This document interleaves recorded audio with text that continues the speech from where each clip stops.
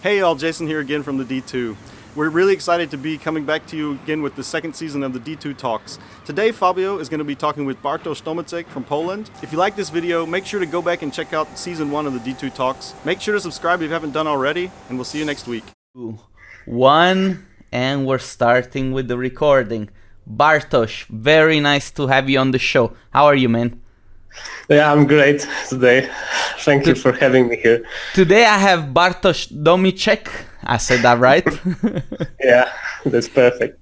I would like to make a quick introduction, but I think you're gonna do a much better job than me. I just want to say that I've had the chance to meet you this year at the D2 conference in person. I'm a very big fan of yours. I followed your work now for a while, but I never really knew who you were because it wasn't really clear whether you were an archivist artist or, somebody that was just very good at making pictures. I had troubles like figuring you out. And then this year you won the CG Architect Award in the category of non-commission, if I don't mistake. Yeah, right.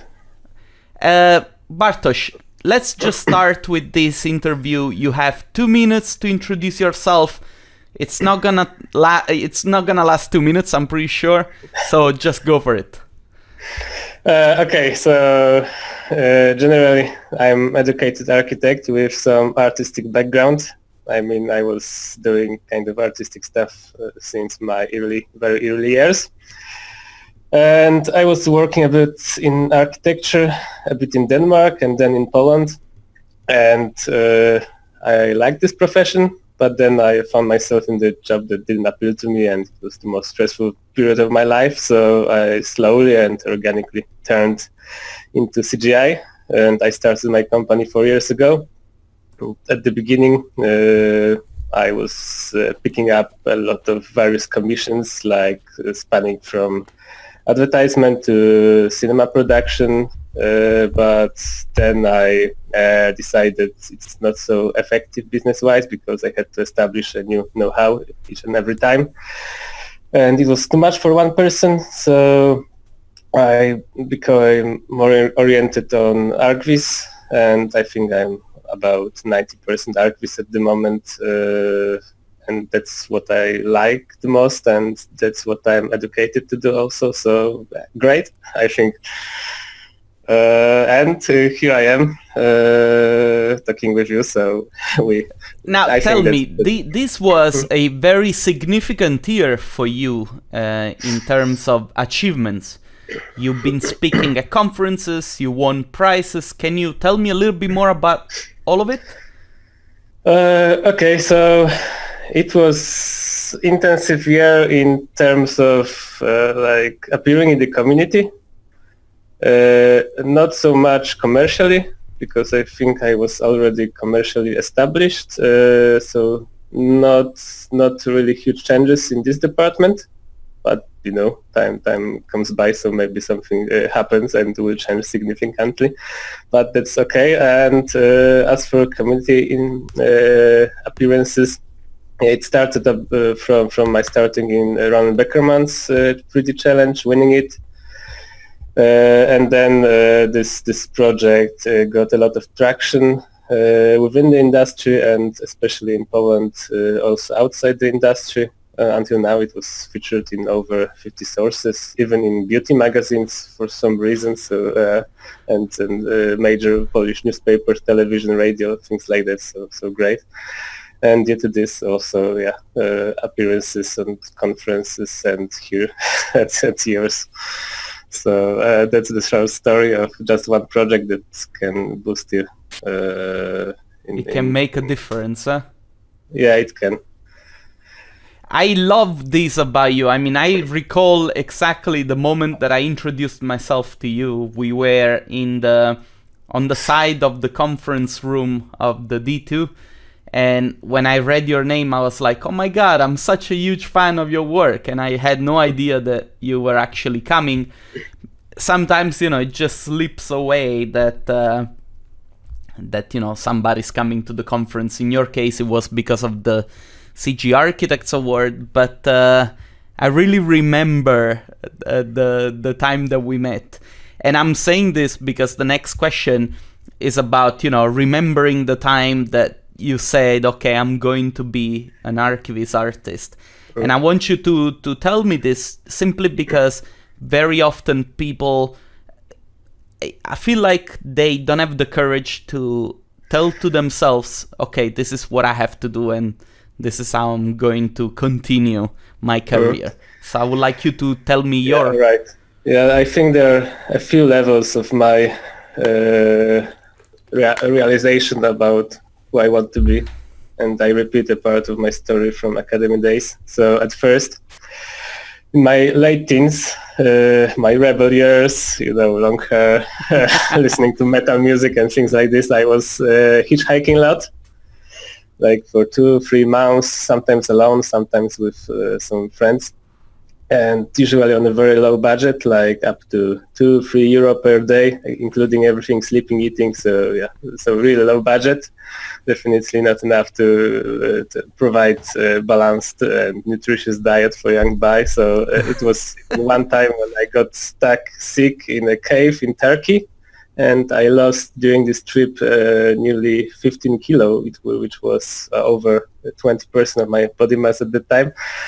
But to sum up all this traveling, I was lacking all possible conveniences of life at the time, but the only thing I was really missing was the ability to create something, because I was a creative person since young years. Like I started drawing like I was 3 or 4.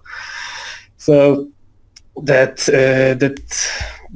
painful feeling of not being able to create gave me the realization that I would like to connect my future somehow with creating stuff. And this is the reason to study architecture.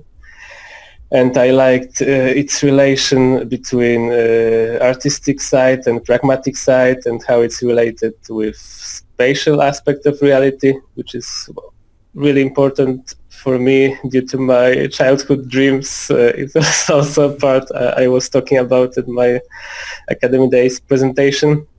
But I became architect, and I also get to know the world of 3D during my architecture studies, because earlier it was mostly drawing, painting, digital painting, stuff like this.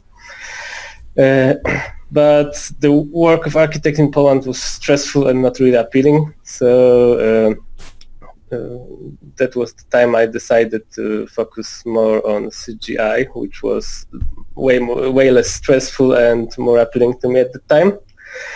And then the third realization was when I was already in the industry doing a lot of various stuff that I told you, and it was strictly pragmatic that I would like to. It's fun doing really various stuff, but it is also difficult, so I would like to just choose some middle way to have some stuff I can really specialize it.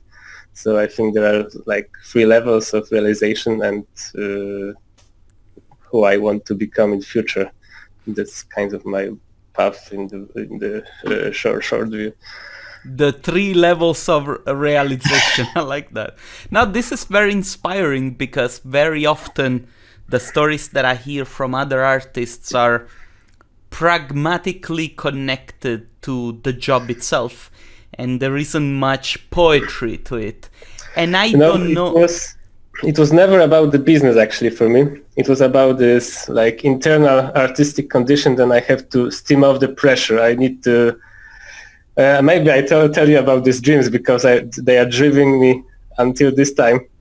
So when I was really young, I dreamt nearly exclusively about spaces, no humans in my dreams. And if there were any people, it was very rarely, and they had no faces.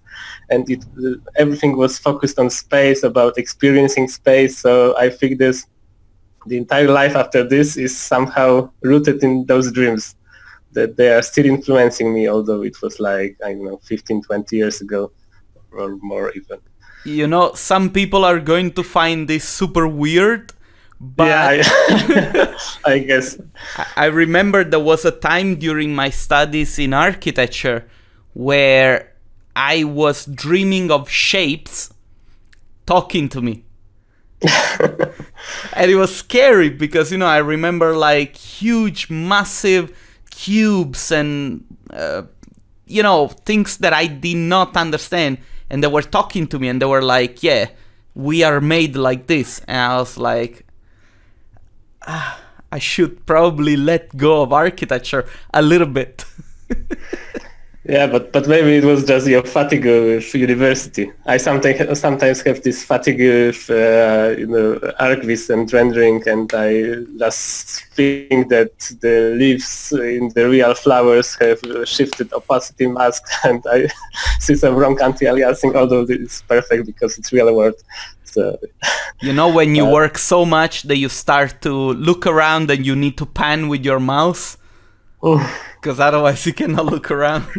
Yeah, it happens. I know these worst feelings. Bartosz, tell me, what do you think was the biggest turning point in your career as an artist? It doesn't have to be necessarily as an artist, you know. Yeah, I think maybe commercially, the thing that I mentioned before the interview was it was actually before I even started my own company. There is also a longer story about it. So I was picked up by quite accidentally by a small event agency from Berlin, and we were working on some small, a bit weird tasks for a few months.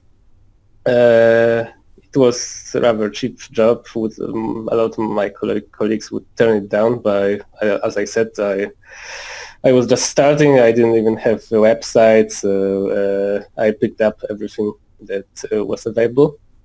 And then it turned out that due to this work, they got a big commission for a large sport venue.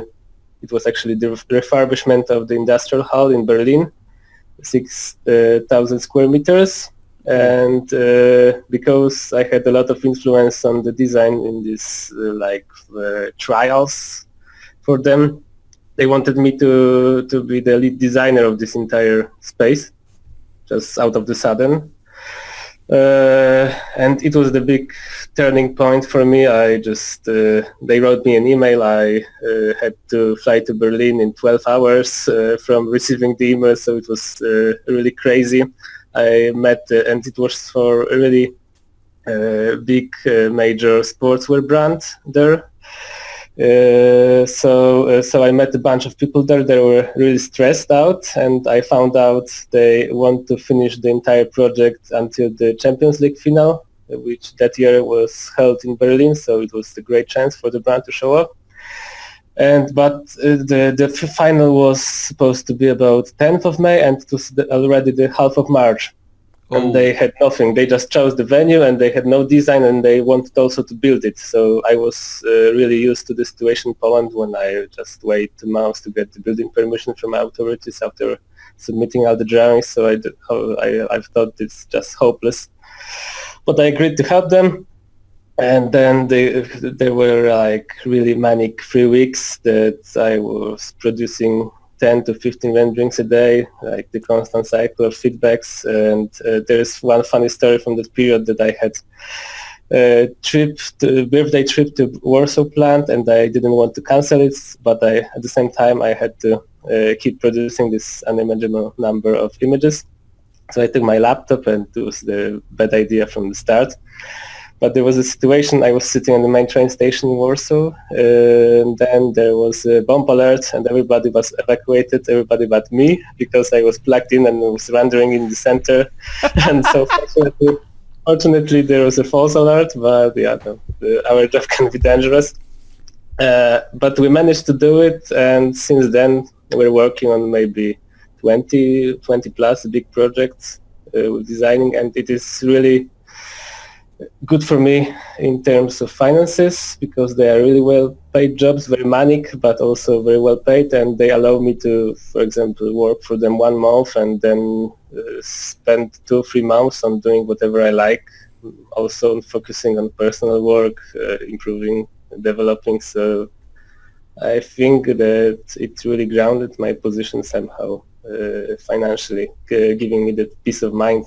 That's important. I really like that, and I really like the fact that you're saying this so openly, because I think it's probably pretty much the dream of everybody to say, I would like to make enough money so that I can then focus on my art, maybe, have the possibility to get a new computer so that I can do faster renderings, maybe buy new software. And you are probably living proof that you can still do that, because if I don't mistake, you're still one person, right? Yes, I am one person. Okay. And I think that being one person, I love this industry because you can really be successful also working as one person.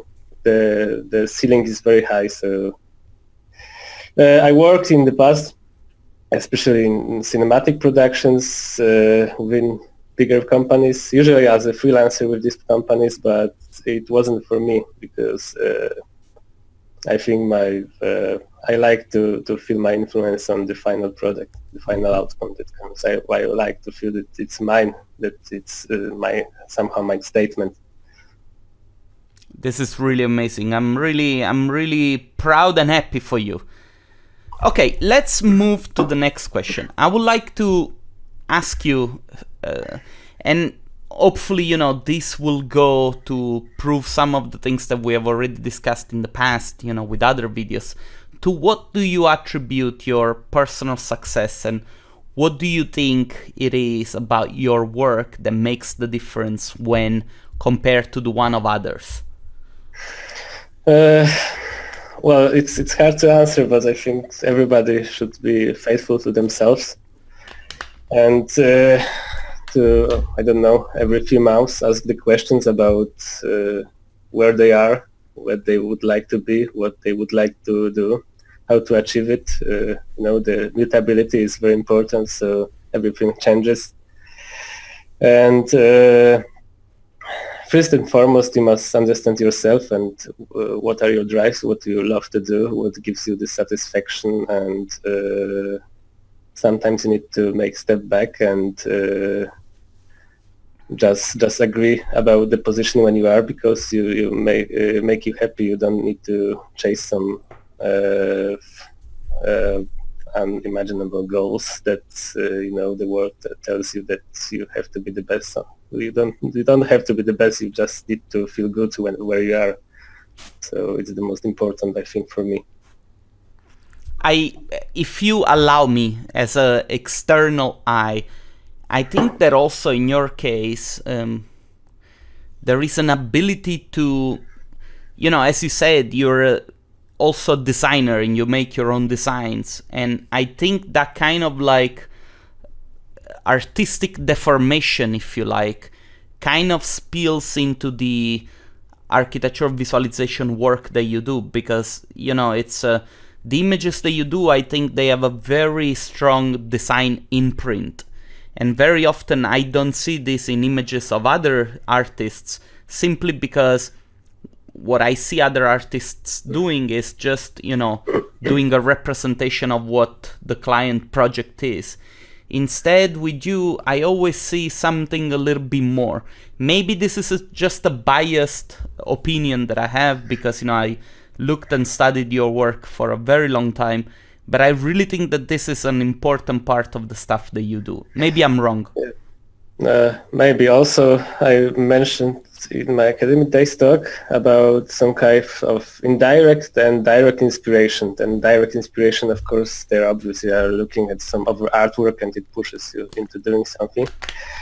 But I also tried to list it out, to point out my indirect inspiration, which is like, sometimes very subconscious. So the first one are these dreams that are just living within me, and some psychedelic experience of the past. I think the second area of inspiration. The third one, I thought I have a big interest in I called it scientific structure of universe. I'm really into quantum mechanics, and I also do a bit of astronomy. I'm operating telescope here at my home, so it's also giving me like some other perspective, and it's not like one-to-one being transferable to the work, but it's somewhere in the background. And I didn't mention about it, but it's also about, I'm really inspired about the passing time and the seasons coming by, and I think it's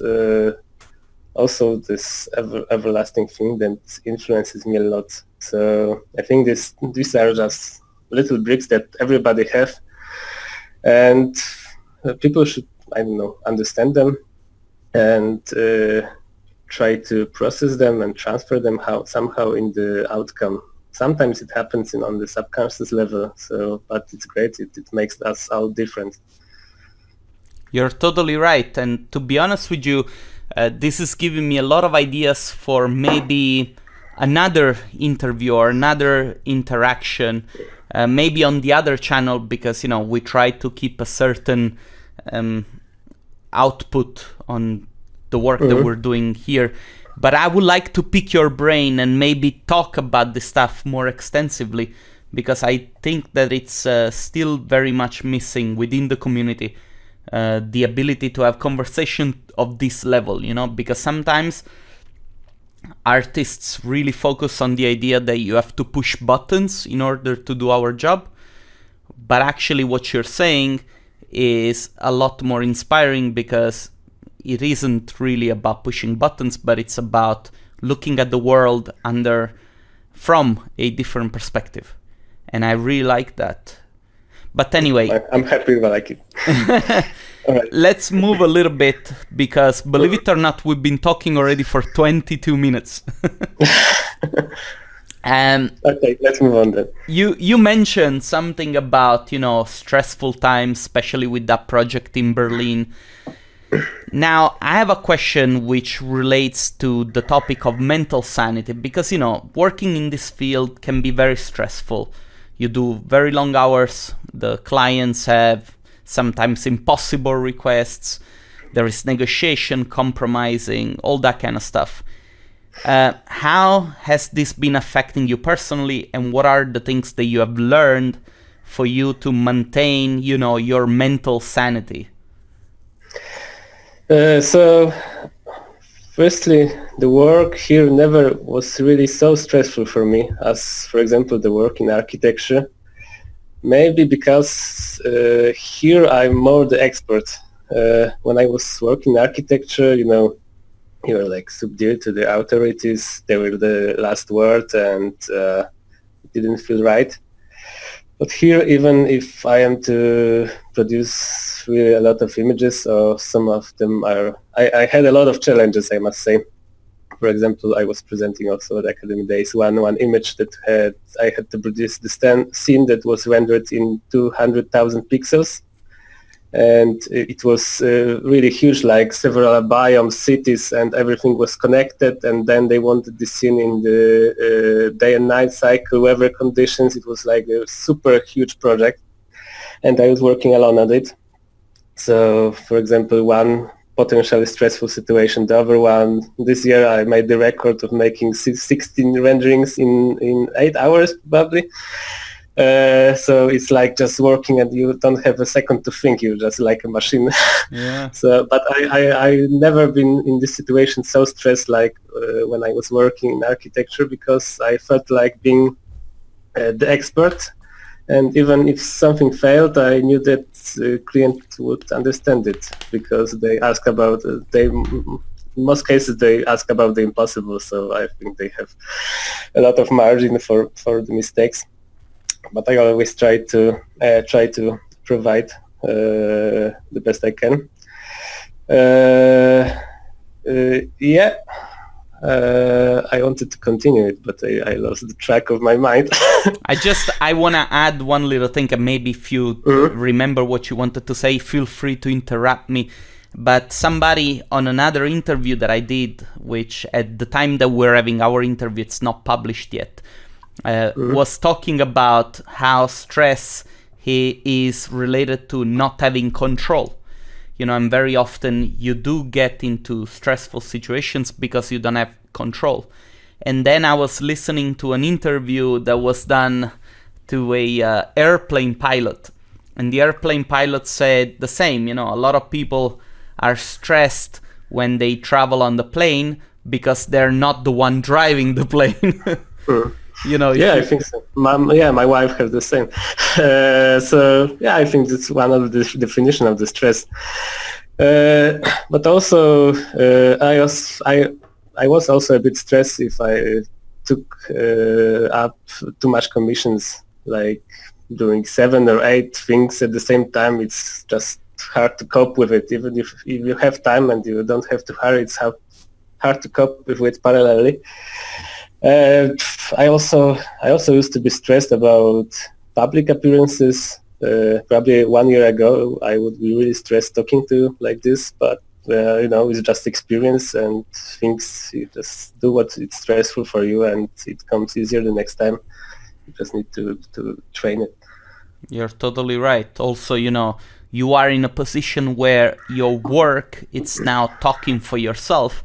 So I don't really see a reason for you to be stressed, if you know what I mean, Yeah, but it's really stressful. It's not so dependent on the reason. It just it's just a personal thing.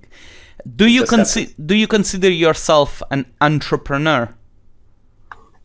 A bit, maybe. I need to know my numbers, but also I'm not in the position in attacking the market, like boosting my company, hiring people. I don't like to manage.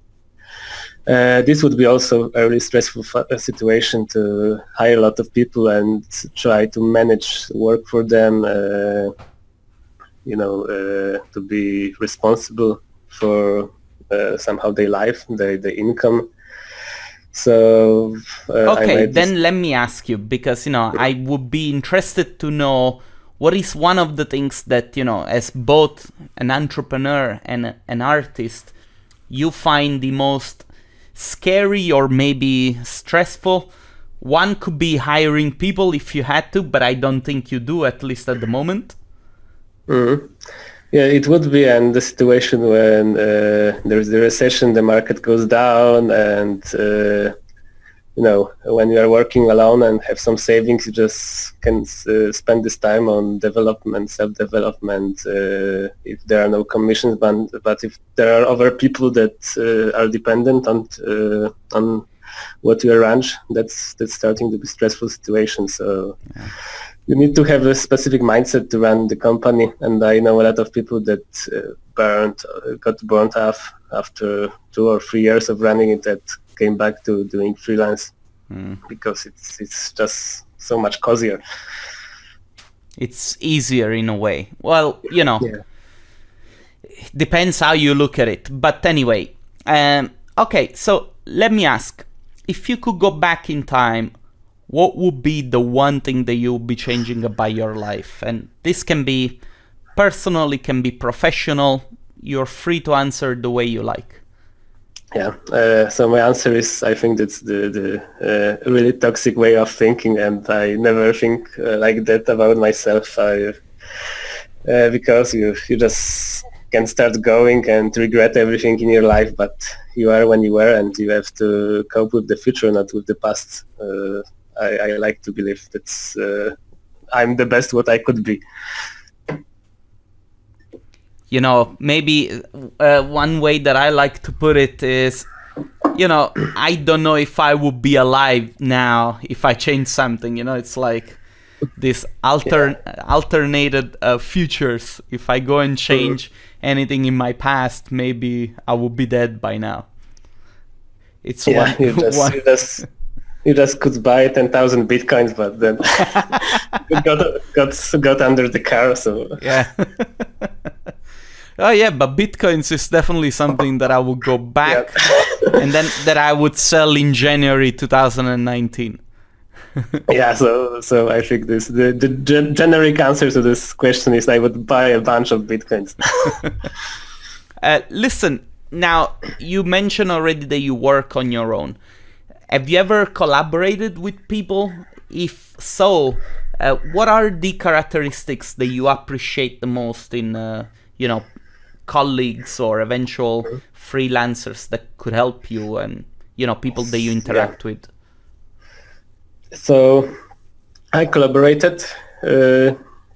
Haven't got one friend into the industry, so I taught him the basics, and now he's doing fine on his own. But I always have been in kind of the position of the boss. But I could believe myself working in a small studio, like 2, 3, up to 4 persons, everybody on even like co-founders type of things. And then I would appreciate the most, I think, the initiative of other persons, because I easily get tired if I am the only person with initiative and I see the other guys are passive and they can follow, but no, I don't see this energy in them, and I would like people that I work with to make me try to better and to inspire me to do my best. This kind of thing, to feel that energy of the other person that I am working with, the ideas that come from their minds, the active attitude. So I think that this is what I value the most, and maybe also the being active in self-development. Yeah, I think that's it. Maybe initiative, but with purpose and reason. Yeah, I would get tired if it was initiative that didn't fit me at all and like stupid ideas all the time. But yeah, maybe it would be also better than not initiative at all, because it is really tiring to be the only active person in the group. I totally get it, and I appreciate the answer, actually. Okay, so this is a good question because it kind of continues on what we already have answered. But what do you think are some of the characteristics that artists need to have in order to advance their own career? So, based on your own experience, you being a solopreneur, solo artist, if somebody was asking for your own advice, personal advice on how to do it the same way as you did, what do you think these people should develop in terms of skills and soft skills? Because those are also very important. Okay, first of all, I think it's really hard to give advices because everybody has different background, and a lot of what happened to me was really accidental. But if you want to get some luck and lucky accidents to happen to you, you have to be active and do a lot of stuff. So, for example, I am active in this market for I do 3D for 10 years, and I'm running company for 4 years, and I'm active for 7, 8 years commercially. But it is actually the first year that I got somehow on the top in this community appearances. So you just need to take your action and be patient, and do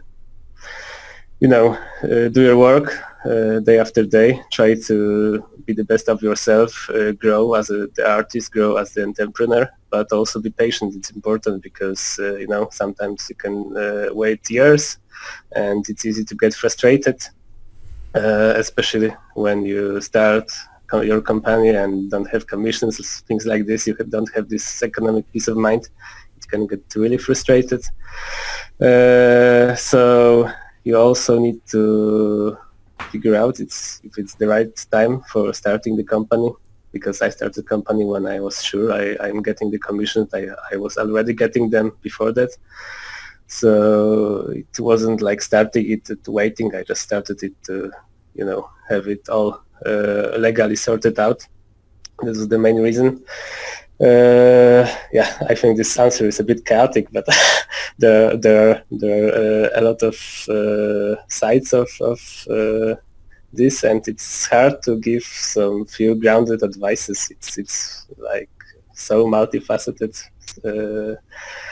a lot of scenarios. Everybody lives in different places, like big cities. They have clients where they are, or they can come from some developing countries, and it's harder because you need to gain the confidence of potential clients. I don't know situation of those people. I think you have much better knowledge about it. So I don't know the problems of everybody. It's really hard to give advices. Well, but to be honest with you, now that I'm listening, talking to you, I would say that do not compare yourself to others. This is a very good message that you just sent, because you keep saying, my story doesn't apply to others. And also you mentioned something that now just slipped off my mind. But anyway, I think it's only a question of perspective. What you just said, it's really important. Very often it's simply not possible to say this guy did it this way and I'm going to do it the exact same way. At least I think. Maybe I'm wrong. And also, God, I'm really forget. It just got back to me and then I forgot it again. You see, I'm getting old, man. It's it's not a joke. Oh yes, the thing that you said, that when you started your own business, you already had some gigs coming. I think that it takes a little bit of maturity to understand that you need to be patient, and that you need to do things only when you have reason to believe that those things are going to work. Otherwise, you're just jumping into the emptiness. You know what I mean? Yeah. Yes. I think it's really easy to start today in this industry. In terms of technology, the software is getting easy. And as for me, it was struggle all the time.